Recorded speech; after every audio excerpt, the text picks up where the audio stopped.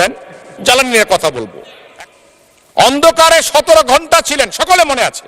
জোট সরকারের সময় অন্ধকারে 17 ঘন্টা ছিলেন, উনি বিদ্যুতের দামের কথা বলেন। আরে অন্ধকারে থাকার যে কষ্ট, আরে সেই কষ্টের কথা বলেন।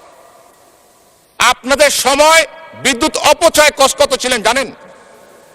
মাননীয় সংসদ সদস্য, আপনার স্পিকারের মাধ্যমে আমি জানতে চাই তার কাছে, উনি ভুলে গেছেন 44%।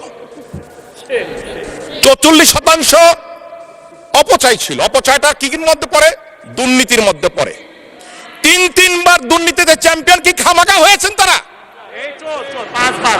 5 বার। বাংলাদেশ এখন ক্রিকেটে চ্যাম্পিয়ন হয়, বাংলাদেশ উদাহরণ হয় সারা বিশ্বের কাছে, সাফ চ্যাম্পিয়ন হয়, আর ওনারা করেছেন দুর্নীতিতে চ্যাম্পিয়ন।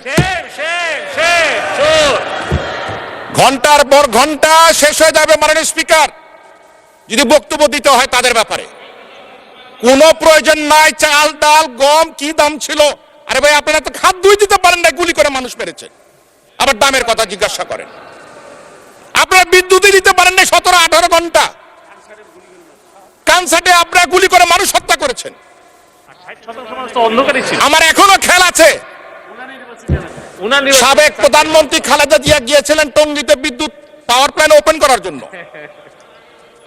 ঢাকায় আসতে পৌঁছতে পারে নাই, তার মধ্যে বিদ্যুৎ প্ল্যান্ট বন্ধ হয়ে গেছে।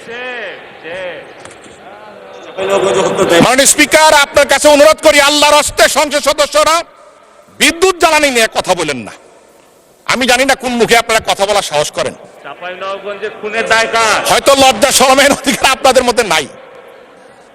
ঘন্টার পর ঘন্টা কথা বলতে পারবো, তথ্য না খালি ডকুমেন্ট নিয়ে আর হাজির করতে পারবো।